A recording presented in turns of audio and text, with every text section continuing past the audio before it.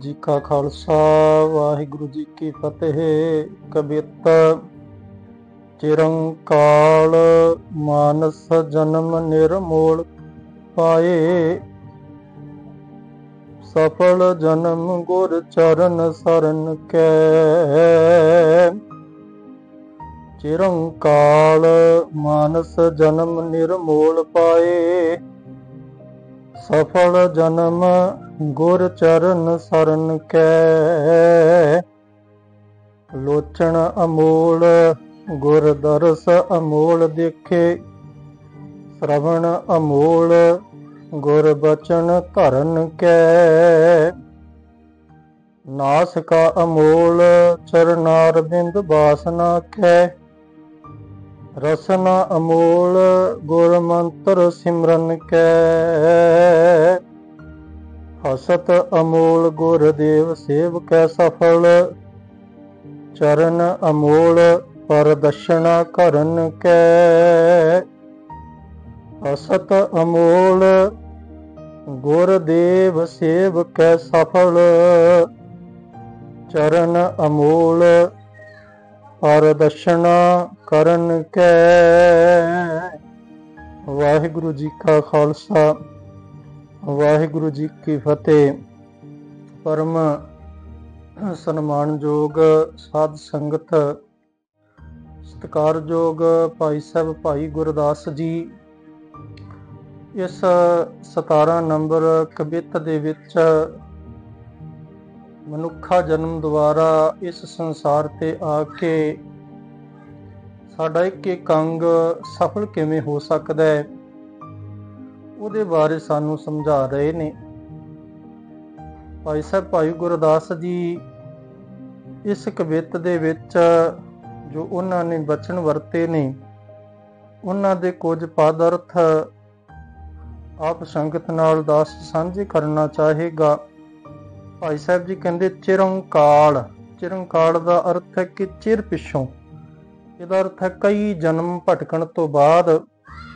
ਮਾਨਸ ਜਨਮ ਨਿਰਮੋਲ ਪਾਏ, ਮਾਨਸ ਭਾਵ ਮਨੁੱਖਾ ਜਨਮ, ਨਿਰਮੋਲ ਦਾ ਅਰਥ ਹੈ ਕੀਮਤੀ, ਪ੍ਰਾਪਤ ਹੋਇਆ। ਭਾਈ ਸਾਹਿਬ ਜੀ ਕਹਿੰਦੇ ਬੜੇ ਜਨਮਾਂ ਵਿੱਚ ਭਟਕ ਕੇ ਚਿਰਾਂ ਪਿੱਛੋਂ ਇਹ ਮਨੁੱਖਾ ਜਨਮ ਜਿਹੜਾ ਹੈ ਨਿਰਮੋਲ ਬੇਸ਼ਕੀਮਤੀ ਮਨੁੱਖਾ ਜਨਮ ਸਾਨੂੰ ਪ੍ਰਾਪਤ ਹੋਇਆ।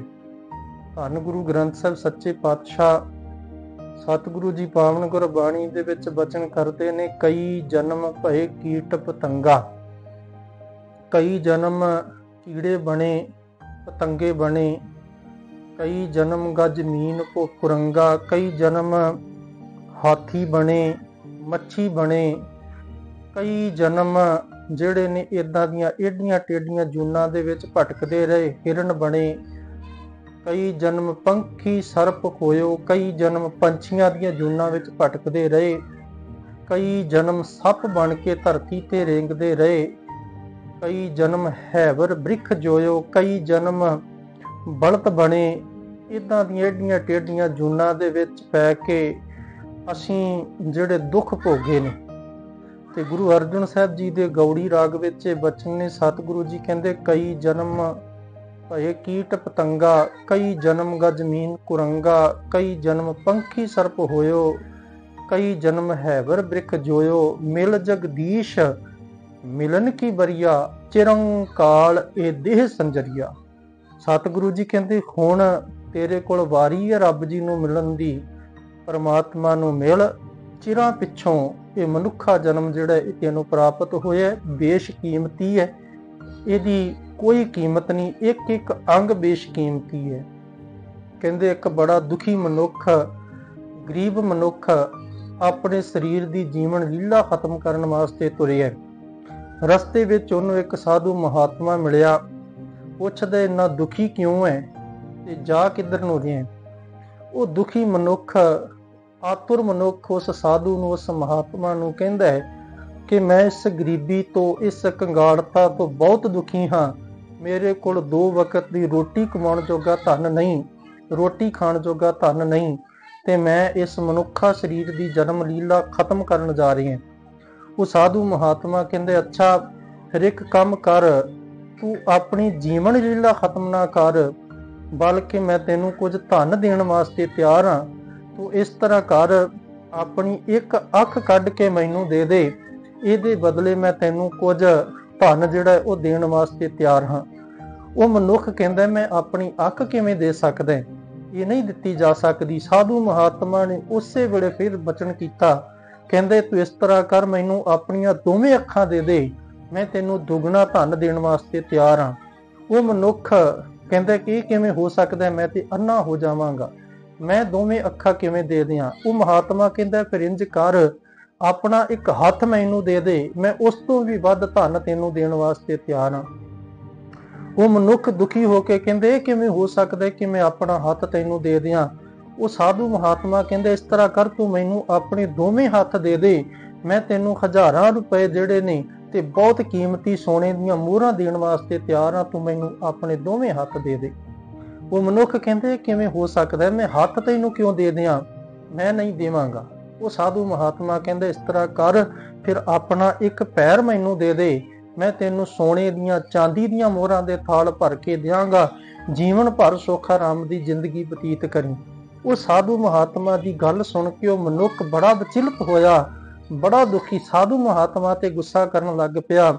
ਮਹਾਤਮਾ ਕਹਿੰਦਾ ਤੂੰ ਆਪਣੇ ਦੋਨੋਂ ਪੈਰ ਮੈਨੂੰ ਦੇ ਦੇ ਤੇ ਮੈਂ ਤੈਨੂੰ ਧਨ ਦੌਲਤ ਜ਼ਮੀਨ ਜਾਇਦਾਦ ਸੋਨੇ ਚਾਂਦੀ ਦੀਆਂ ਮੋਹਰਾਂ ਸਭ ਕੁਝ ਦੇਣ ਵਾਸਤੇ ਤਿਆਰ ਹਾਂ, ਤੇ ਤੂੰ ਆਪਣੇ ਸਰੀਰ ਦੇ ਦੋ ਪੈਰ ਮੈਨੂੰ ਦੇ ਦੇ। ਉਹ ਜਿਹੜਾ ਪੁਰਖ ਸੀ, ਉਹ ਦੁਖੀ ਮਨੁੱਖ ਹੈ, ਉਹ ਸਾਧੂ ਦੇ ਗਲ ਪੈਣ ਵਾਸਤੇ ਤਿਆਰ ਹੋ ਗਿਆ। ਕਹਿੰਦਾ ਤੂੰ ਕਿਸ ਤਰ੍ਹਾਂ ਦੀਆਂ ਮੂਰਖਤਾ ਭਰੀਆਂ ਗੱਲਾਂ ਕਰਦਾ, ਕੋਈ ਆਪਣੇ ਸਰੀਰ ਦੇ ਅੰਗ ਵੀ ਇਸ ਤਰ੍ਹਾਂ ਦਿੰਦਾ ਹੈ। ਉਸ ਸਾਧੂ ਨੇ ਬੜੀ ਸੋਹਣੀ ਗੱਲ ਆਖੀ, ਕਹਿਣ ਲੱਗਿਆ ਮਨੁੱਖ ਤੂੰ ਦੁਖੀ ਹੋ ਕੇ ਆਤਰੂ ਹੋ ਕੇ ਇਹ ਆਪਣੇ ਸਰੀਰ ਦੀ ਆਪਣੇ ਜੀਵਨ ਦੀ ਲੀਲਾ ਨੂੰ ਖਤਮ ਕਰਨ ਤੁਰਿਆ ਹੈ, ਪਰ ਅਸਲ ਵਿੱਚ ਤੈਨੂੰ ਇਸ ਗੱਲ ਦੀ ਸੋਝੀ ਨਹੀਂ ਕਿ ਤੇਰੇ ਕੋਲ ਇੱਕ ਇੱਕ ਅੰਗ ਬੇਸ਼ਕੀਮਤੀ ਹੈ, ਤੇਰੀਆਂ ਅੱਖਾਂ ਬੇਸ਼ਕੀਮਤੀ, ਤੇਰੇ ਹੱਥ ਬੇਸ਼ਕੀਮਤੀ, ਤੇਰੇ ਪੈਰ ਬੇਸ਼ਕੀਮਤੀ, ਇੱਕ ਇੱਕ ਅੰਗ ਖੁਦਾ ਅਕਾਲ ਪੁਰਖ ਵਾਹਿਗੁਰੂ ਪਰਮਾਤਮਾ ਨੇ ਤੈਨੂੰ ਅਨਮੋਲ ਦਿੱਤਾ ਹੈ। ਇਹਨਾਂ ਦੇ ਨਾਲ ਕੋਈ ਕਿਰਤ ਵਿਰਤ ਕਰ, ਸੰਗਤ ਕਰ, ਪਰਮੇਸ਼ਰ ਦਾ ਨਾਮ ਜਪ ਤੇ ਆਪਣੇ ਜੀਵਨ ਨੂੰ ਸਫਲ ਕਰਨ ਦਾ ਯਤਨ ਕਰ। ਇਸ ਕਹਾਣੀ ਕਹਿਣ ਤੋਂ ਭਾਵ ਕੇਵਲ ਇੰਨਾ ਸੀ ਕਿ ਇਹ ਸਰੀਰ, ਇਹਦਾ ਇੱਕ ਇੱਕ ਅੰਗ ਬੇਸ਼ਕੀਮਤੀ ਅਨਮੋਲ ਹੈ, ਇਹਨਾਂ ਦੀ ਸਫਲਤਾ ਕਿਵੇਂ ਹੋ ਸਕਦੀ ਹੈ, ਉਹ ਇਸ ਕਵਿਤ ਦੇ ਵਿੱਚ ਭਾਈ ਗੁਰਦਾਸ ਜੀ ਸਾਨੂੰ ਸਮਝਾਉਂਦੇ ਨੇ। ਕਹਿੰਦੇ ਚਿਰੰਕਾਲ ਮਾਨਸ ਜਨਮ ਨਿਰਮੋਲ ਪਾਏ, ਭਾਈ ਬੜੇ ਜਨਮਾਂ ਵਿੱਚ ਭਟਕਣਾ ਤੋਂ ਬਾਅਦ ਇਹ ਮਨੁੱਖਾ ਜਨਮ, ਬੇਸ਼ਕੀਮਤੀ ਮਨੁੱਖਾ ਜਨਮ ਸਾਨੂੰ ਪ੍ਰਾਪਤ ਹੋਇਆ ਤੇ ਗੁਰਬਾਣੀ ਇਸ ਪੁਨਰ ਜਨਮ ਦੇ ਸਿਧਾਂਤ ਨੂੰ ਮੰਨਦੀ ਹੈ। ਬਾਰ-ਬਾਰ ਜਨਮ ਦੀ ਗੱਲ ਨੂੰ ਗੁਰਬਾਣੀ ਨੇ ਪ੍ਰਵਾਨ ਕੀਤਾ ਹੈ।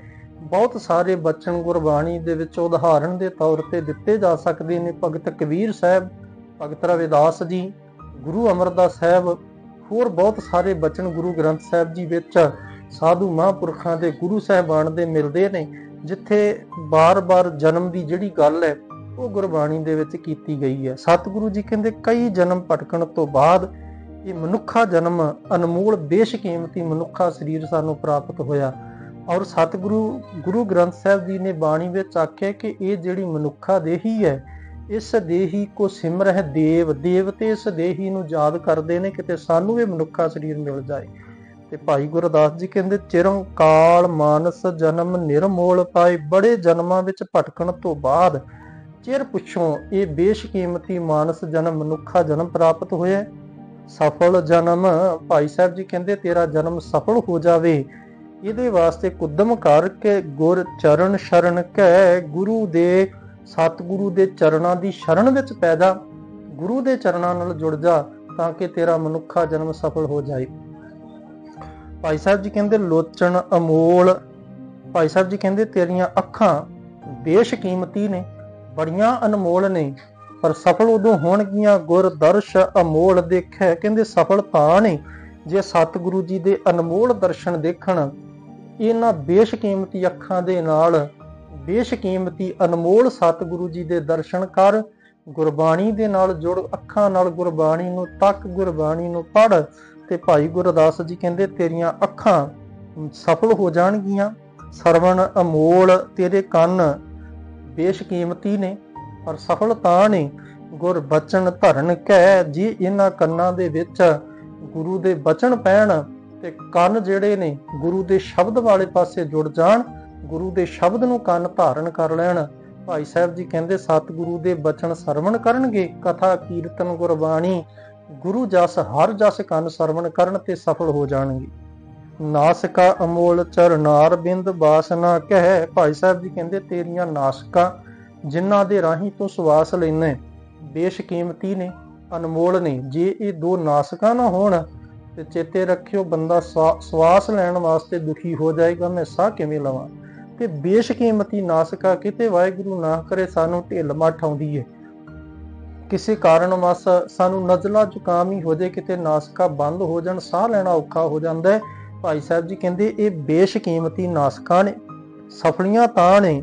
ਚਰਨਾਰ ਬਿੰਦ ਬਾਸਨਾ ਕਹਿ, ਸਤਿਗੁਰੂ ਦੇ ਚਰਨਾ ਕਮਲਾਂ ਦੀ ਜਿਹੜੀ ਚਰਨ ਧੂੜੀ ਹੈ ਉਹਦੀ ਅਲੌਕਿਕ ਸੁਗੰਧੀ ਨੂੰ ਮਾਨਣ ਤੇ ਭਾਈ ਸਾਹਿਬ ਜੀ ਕਹਿੰਦੇ ਨਾਸਿਕਾ ਸਫਲ ਹੋ ਜਾਣਗੀ। ਰਸਨਾ ਅਮੋਲ। ਭਾਈ ਸਾਹਿਬ ਜੀ ਕਹਿੰਦੇ ਤੇਰੀ ਜੀਭਾ ਬੜੀ ਅਨਮੋਲ ਹੈ, ਬੇਸ਼ਕੀਮਤੀ ਹੈ, ਕਿਸੇ ਵੀ ਕੀਮਤ ਤੋਂ ਇਹ ਜੀਭਾ ਸਾਨੂੰ ਪ੍ਰਾਪਤ ਨਹੀਂ ਹੋ ਸਕਦੀ। ਜਿਹੜੇ ਮਨੁੱਖ ਇਸ ਸੰਸਾਰ ਤੇ ਅਕਾਲ ਪੁਰਖ ਨੇ ਸ਼ਬਦਾਂ ਤੋਂ ਰਸਨਾ ਤੋਂ ਬਿਨਾਂ ਪੈਦਾ ਕੀਤੇ ਨੇ, ਉਹ ਤਰਸਦੇ ਨੇ ਕਿਤੇ ਸਾਡੀ ਜ਼ੁਬਾਨ ਹੁੰਦੀ ਤੇ ਅਸੀਂ ਵੀ ਇਸ ਜੀਭਾ ਦੇ ਨਾਲ ਕੋਈ ਅਕਾਲ ਪੁਰਖ ਦਾ ਗੁਣ ਗਾ ਸਕਦੇ। ਉਹ ਰਸਨਾ ਵਾਸਤੇ ਤਰਸਦੇ ਨੇ, ਸਾਨੂੰ ਰਸਨਾ ਮਿਲੀ ਹੈ। ਭਾਈ ਸਾਹਿਬ ਜੀ ਕਹਿੰਦੇ ਬੇਸ਼ਕੀਮਤੀ ਹੈ, ਸਫਲ ਤਾਂ ਹੋਵੇਗੀ ਮੰਤਰ ਸਿਮਰਨ ਕਹਿ। ਜੇ ਗੁਰੂ ਦੇ ਦਿੱਤੇ ਮੰਤਰ ਨੂੰ ਰਸਨਾ ਜਪੇਗੀ, ਨਾਮ ਜਪੇਗੀ, ਬਾਣੀ ਪੜ੍ਹੇਗੀ ਤੇ ਰਸਨਾ ਸਫਲੀ ਹੋ ਜਾਏਗੀ। ਰਸਨਾ ਜਿਹੜੀ ਹੈ ਉਹਦਾ ਸਰੀਰ ਵਿੱਚ ਜਿਹੜਾ ਕਾਰਜ ਉਹ ਸਕਾਰਥ ਹੋ ਜਾਏਗਾ। ਹਸਤ ਅਮੋਲ ਗੁਰਦੇਵ ਸੇਵ ਕੈ ਸਫਲ। ਭਾਈ ਸਾਹਿਬ ਜੀ ਕਹਿੰਦੇ ਤੇਰੇ ਹੱਥ ਬੇਸ਼ਕੀਮਤੀ ਨੇ, ਬੜੇ ਅਨਮੋਲ ਨੇ, ਕਿਸੇ ਵੀ ਕੀਮਤ ਤੋਂ ਹੱਥ ਪ੍ਰਾਪਤ ਨਹੀਂ ਹੋ ਸਕਦੇ। ਹਾਂ ਕਿਤੇ ਵਾਹਿਗੁਰੂ ਨਾ ਕਰੇ ਕਿਸੇ ਕਾਰਨ ਵਸ਼ ਹੱਥ ਚਲਾ ਜਾਏ, ਡਾਕਟਰ ਹੱਥ ਨਵਾਂ ਤੇ ਲਾ ਦੇਣਗੇ, ਪਰ ਉਹ ਜਿਹੜਾ ਕੁਦਰਤ ਵੱਲੋਂ ਮਿਲਿਆ ਹੱਥ ਹੈ ਉਹਦੀ ਬਰਾਬਰੀ ਨਕਲੀ ਹੱਥ ਨਹੀਂ ਕਰ ਸਕੇਗਾ। ਭਾਈ ਸਾਹਿਬ ਜੀ ਕਹਿੰਦੇ ਹਸਤ ਅਮੋਲ, ਹੱਥ ਬੇਸ਼ਕੀਮਤੀ ਹੈ, ਅਨਮੋਲ ਹੈ। ਭਾਈ ਸਾਹਿਬ ਜੀ ਕਹਿੰਦੇ ਸਫਲ ਤਾਂ ਹੋਏਗਾ ਗੁਰਦੇਵ ਸੇਵਕ ਹੈ ਸਫਲ। ਗੁਰੂ ਦੇ ਚਰਨਾਂ ਨਾਲ ਜੁੜ ਕੇ ਗੁਰੂ ਦੀ ਸੇਵਾ ਵਿੱਚ ਜੁੜ ਜਾਣ, ਤੇਰੇ ਹੱਥ ਸਫਲੇ ਹੋ ਜਾਣਗੇ। ਤੇਰੇ ਹੱਥ ਤਾਂ ਸਫਲੇ ਨੇ ਜੇ ਗੁਰੂ ਦੀ ਸੇਵਾ ਕਰਨ। ਚਰਨ ਅਮੋਲ। ਭਾਈ ਸਾਹਿਬ ਜੀ ਕਹਿੰਦੇ ਤੇਰੇ ਪੈਰ, ਤੇਰੇ ਚਰਨ ਬੜੇ ਬੇਸ਼ਕੀਮਤੀ ਨੇ, ਅਨਮੋਲ ਨੇ, ਅਕਾਲ ਪੁਰਖ ਵੱਲੋਂ ਮਿਲੀ ਇੱਕ ਨਿਆਮਤ ਹੈ। ਤੇ ਸੱਚ ਕਰਕੇ ਜਾਣਿਓ ਜਿਨ੍ਹਾਂ ਦੇ ਚਰਨ ਨਹੀਂ, ਜਿਨ੍ਹਾਂ ਨੂੰ ਪਰਮਾਤਮਾ ਨੇ ਪੈਰ ਲੱਤਾਂ ਨਹੀਂ ਦਿੱਤੀਆਂ, ਕਿਤੇ ਉਹਨਾਂ ਦਾ ਜੀਵਨ ਤੱਕ ਕੇ ਵੇਖੀਏ ਉਹ ਵਿਚਾਰੇ ਕਿੰਨੇ ਦੁਖੀ ਨੇ। ਭਾਈ ਸਾਹਿਬ ਜੀ ਕਹਿੰਦੇ ਚਰਨ ਅਮੋਲ, ਚਰਨ ਪੈਰ ਬੇਸ਼ਕੀਮਤੀ ਨੇ, ਅਨਮੋਲ ਨੇ, ਸਫਲੇ ਤਾਂ ਨੇ। ਪ੍ਰਦਰਸ਼ਨਾ ਕਰਨ ਕਹਿ, ਜੇ ਇਹ ਗੁਰੂ ਦੀ ਪ੍ਰਦਰਸ਼ਨਾ ਕਰਨ, ਗੁਰੂ ਦੀ ਪਰਿਕਰਮਾ ਕਰਨ ਤੇ ਭਾਈ ਸਾਹਿਬ ਜੀ ਕਹਿੰਦੇ ਤੇਰੇ ਚਰਨ ਜਿਹੜੇ ਨੇ ਉਹ ਸਫਲ ਹੋ ਸਕਦੇ ਨੇ। ਮੁੱਖ ਦੀ ਗੱਲ ਭਾਈ ਸਾਹਿਬ ਦੀ ਇਸ ਕਵਿਤ ਵਿੱਚ ਸਾਨੂੰ ਇਹ ਸਮਝਾਉਣਾ ਚਾਹੁੰਦੇ ਨੇ, ਭਾਈ ਕਈ ਜਨਮ ਭਟਕਣ ਤੋਂ ਬਾਅਦ ਸਾਨੂੰ ਅਕਾਲ ਪੁਰਖ ਨੇ ਰਹਿਮ ਕਰਕੇ ਮਨੁੱਖਾ ਜਨਮ ਦਿੱਤਾ ਹੈ। ਇਸ ਮਨੁੱਖਾ ਜਨਮ ਦੇ ਵਿੱਚ ਮਿਲੇ ਹੋਏ ਇੱਕ ਇੱਕ ਅੰਗ ਦੀ ਜਿਹੜੀ ਕੀਮਤ ਹੈ ਉਹ ਅਨਮੋਲ ਹੈ। ਕਿਸੇ ਵੀ ਕੀਮਤ ਤੋਂ ਅੰਗ ਪ੍ਰਾਪਤ ਨਹੀਂ ਕੀਤੇ ਜਾ ਸਕਦੇ। ਅੱਖਾਂ, ਕੰਨ, ਨੱਕ, ਜੀਭਾ, ਹੱਥ, ਪੈਰ, ਇੱਕ ਇੱਕ ਅੰਗ ਬੇਸ਼ਕੀਮਤੀ ਹੈ। ਸਫਲ ਤਾਂ ਹੋਏਗਾ ਜੇ ਗੁਰੂ ਦੀ ਚਰਨ ਸ਼ਰਨ ਵਿੱਚ ਆਏਗਾ, ਗੁਰੂ ਦੇ ਚਰਨਾਂ ਨਾਲ ਜੁੜੇਗਾ। ਇਸੇ ਕਰਕੇ ਭੱਟ ਸਾਹਿਬਾਨ ਗੁਰੂ ਅਮਰਦਾਸ ਸਾਹਿਬ ਜੀ ਦੀ ਸਿਫਤ ਕਰਦਿਆਂ ਬਚਨ ਕਰਦੇ ਨੇ, ਚਰਨ ਤਾਂ ਪਰ ਸਕੈ ਹੱਥ, ਚਰਨ ਗੁਰ ਅਮਰ ਪਵਲਰੈ। ਹੱਥ ਤਾਂ ਪਰ ਸਕੈ ਹੱਥ, ਹੱਥ ਲੱਗੇ ਗੁਰ ਅਮਰ ਪੈ। ਜੀ ਤਾਂ ਪਰ ਸਕੈ ਹੱਥ, ਜੀ ਗੁਰ ਅਮਰ ਭਣੀਜੈ। ਨੈਣ ਤਾਂ ਪਰ ਸਕੈ ਹੱਥ, ਨੈਣ ਗੁਰ ਅਮਰ ਸੁਣੀਜੈ। ਸਰਵਣ ਤਾਂ ਪਰ ਸਕੈ ਹੱਥ, ਸਰਵਣ ਗੁਰ ਅਮਰ ਸੁਣੀਜੈ। ਸਕਿਆਥ ਸੋ ਹੀ ਯੋਜਿਤ ਹੀ ਬਸੈ, ਗੁਰ ਅਮਰਦਾਸ ਨਿਜ ਜਗਤ ਪਿਤ। ਸਕਿਆਥ ਸੋ ਸਿਰ ਜਾਲਪ ਭਣੈ, ਜੋ ਸਿਰ ਨਿਵੈ ਗੁਰ ਅਮਰ ਨਿਤ। ਜਿਹੜਾ ਸਿਰ ਗੁਰੂ ਦੇ ਚਰਨਾਂ ਤੇ ਝੁਕਦਾ, ਭੱਟ ਸਾਹਿਬਾਨ ਕਹਿੰਦੇ ਉਹ ਸਿਰ ਸਫਲ ਹੈ। ਉਹਦਾ ਸੰਸਾਰ ਤੇ ਆਇਆ, ਉਸ ਮਨੁੱਖਾ ਸਰੀਰ ਦਾ ਸੰਸਾਰ ਤੇ ਆਇਆ ਸਫਲ, ਜਿਹੜਾ ਗੁਰੂ ਦੇ ਚਰਨਾਂ ਨਾਲ ਜੁੜਦਾ ਹੈ। ਇਸ ਕਵਿਤ ਵਿੱਚ ਭਾਈ ਸਾਹਿਬ ਜੀ ਨੇ ਮਨੁੱਖਾ ਜਨਮ ਦੀ ਸਫਲਤਾ ਗੁਰੂ ਦੇ ਚਰਨਾਂ ਨਾਲ ਜੁੜ ਕੇ ਹੀ ਦੱਸੀ ਹੈ ਜੀ। ਭੁੱਲਾਂ ਚੁੱਕਾਂ ਦੀ ਖਿਮਾ। ਵਾਹਿਗੁਰੂ ਜੀ ਕਾ ਖਾਲਸਾ, ਵਾਹਿਗੁਰੂ ਜੀ ਕੀ ਫਤਿਹ।